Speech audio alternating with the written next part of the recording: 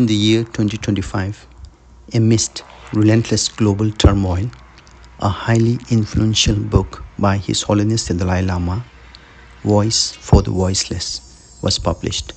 This book conveys a powerful message of peace through wisdom, dialogue, resilience, compassion, and hope. In fact, this book is a treasure field. Anyway, here are 5 reasons to read this book. First, personal narrative. Gain insight into the Dalai Lama's experiences and reflections. Second, historical account. Pre-1949 Tibet as a sovereign and independent nation. Post-1950 Tibet under Chinese colonial occupation. Understand Tibet's political struggle over the past 75 years. Third, spiritual wisdom.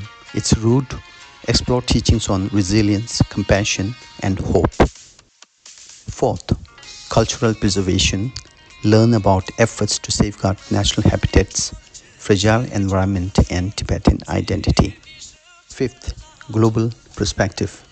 Appreciate the broader implications of the Tibet quest for autonomy.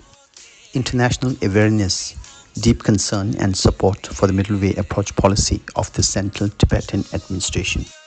Over 7 decades of struggle with China for my land and my people by His Holiness the 14th Dalai Lama. His Holiness the Dalai Lama still remains convinced that, given the political will and vision on the part of the Chinese leadership, it would not be difficult for China to satisfy the needs of the Tibetans. The story of Tibet is always told by us. We don't want, the Chinese version of the history of Tibet and the story of Tibet is a colonial version. He would often say, I'm a messenger for India's great teachings of nonviolence and religious pluralism. Also, he's a great advocate for India's ancient traditions focus on cultivation of our mind. His Holiness prepared us from 1960 onwards. His Holiness introduced democracy.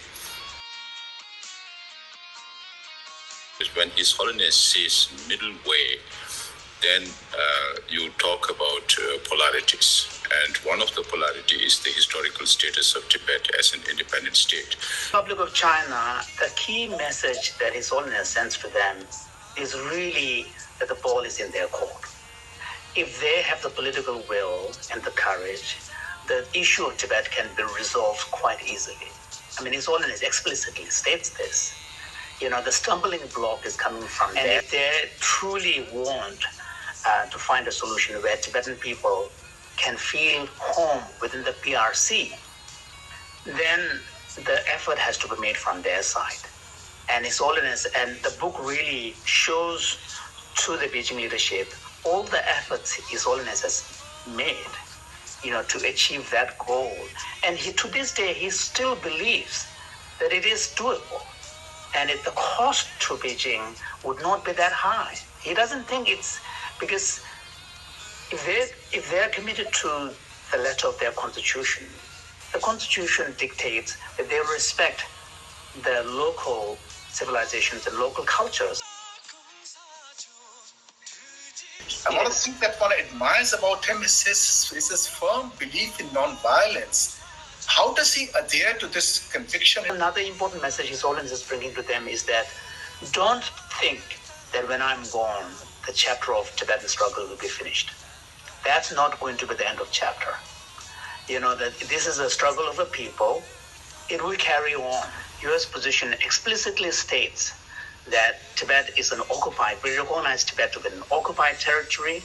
And when we say Tibet, we mean all 3 provinces of Tibet, Yuzhang, Kham, and Amdo.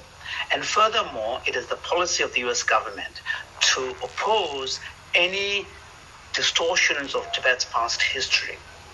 So those are explicitly stated. 谢谢大家，公民记者丹增南道台北报道。